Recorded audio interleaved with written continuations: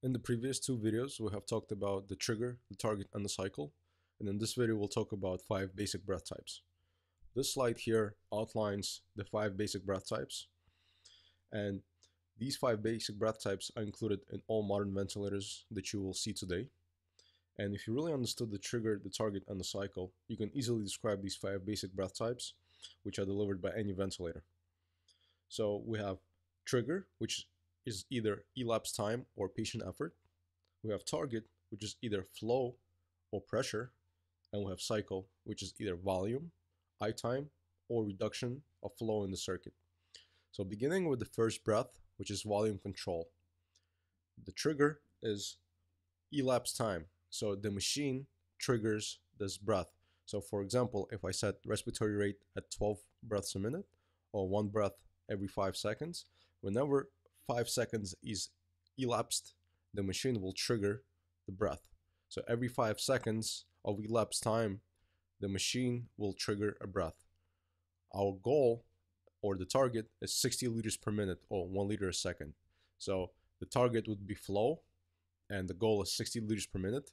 And the cycle, what governs the breath rate to turn off, will be a clinician inputted value, which is in this case is volume of 500 ml. So to sum it up, volume control breath is machine triggered, flow targeted, and volume cycled. Following that, we have volume assist. In the volume assist breath, the trigger is patient effort, the target is flow, and cycle is volume. So what that means is that in volume assist, the patient will draw on the endotracheal tube or tracheostomy tube, either dropping the circuit pressure or creating reduction of flow. And this will trigger the ventilator to deliver breath. The target or our goal is once again, will be, let's say, 60 liters per minute or 1 liter a second. And what determines the breath rate to turn off will be volume, which is clinician inputted. So it will be again, let's say 500 ml. So volume assist breath is triggered by patient effort, flow targeted, and volume cycled. Then we have a pressure control breath. Pressure control breath is once again targeted by the machine via elapsed time. It's pressure targeted and it's I time cycled. So what it means is that, again, if I set 12 breaths a minute or 1 breath every 5 seconds, the elapsed time, that every 5 seconds, the breath will be delivered by the machine. Our goal here is 20 centimeters of water pressure. So as a clinician, I input this value, and this is what we're trying to reach. Cycle, what governs the ventilator to turn off, is inspiratory time. And in this case, the clinician has set it at 0.8 seconds. So as soon as I reach 0.8 seconds, the ventilator will stop gas delivery and cycle into exhalation. So pressure control breath is triggered via elapsed time, pressure targeted, and time cycled. Following that, we have pressure assist breath. So pressure assist breath is patient effort triggered, pressure targeted, and I time cycled.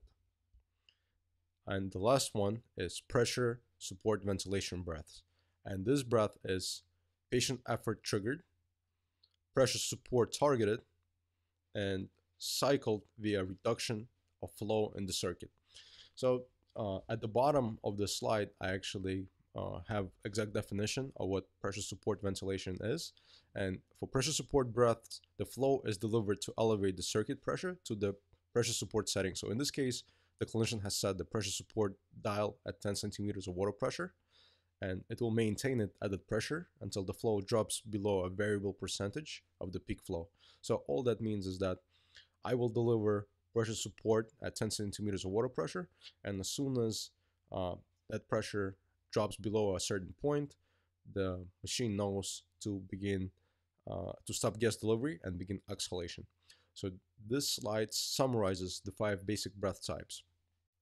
Now, if you take the 5 basic breath types, add in a spontaneous breath, add in the 3 phase variables, and combine them together, now you have all the basic modes that are used in mechanical ventilation today.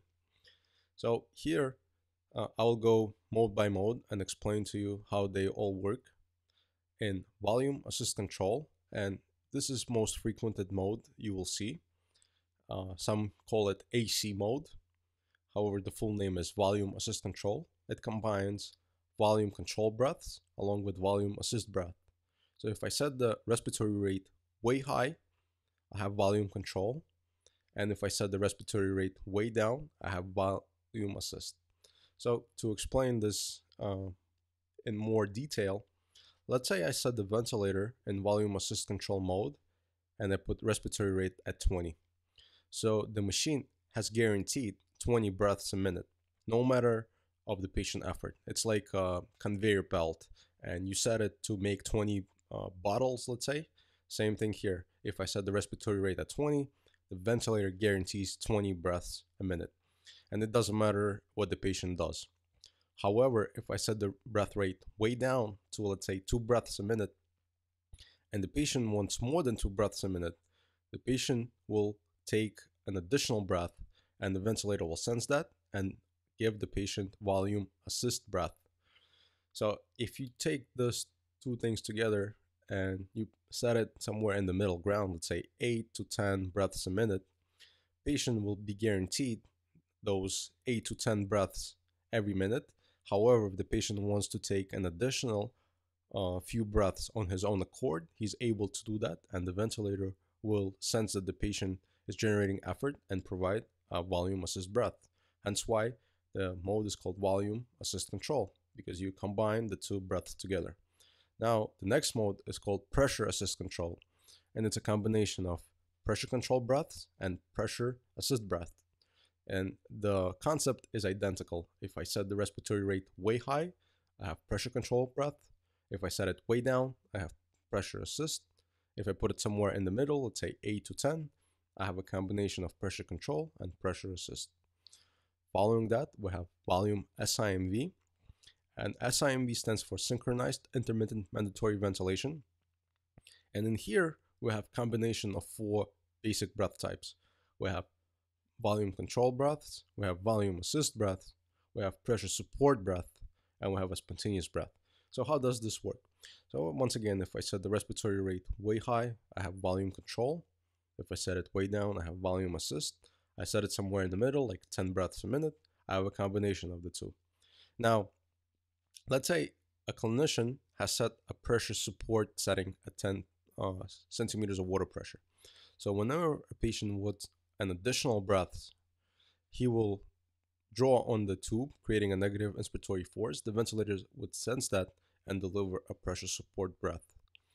However, if the clinician did not set a pressure support breath and he put that setting at 0, whenever a patient wants an additional breath and he pulls on the ventilator will allow the patient to take his own spontaneous breath with whatever effort he may generate.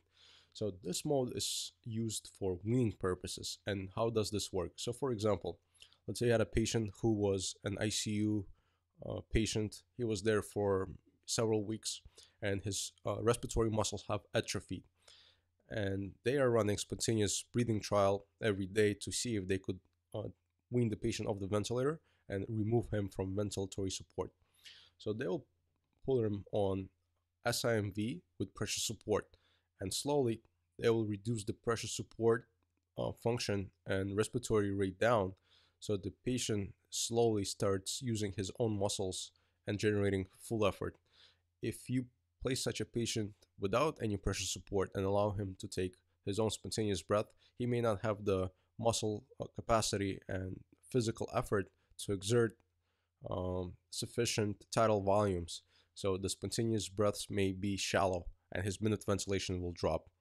So the clinicians will set his pressure support setting at an appropriate value that the ventilator will give him a little bit of assistance to overcome that circuit pressure and be able to get adequate tidal volumes, however still being able to use his own muscles and slowly come off the ventilator.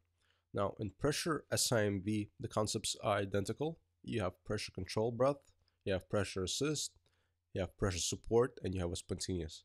And they work identically like the volume, except that you have pressure control and pressure assist in place of the volume control and volume assist breaths.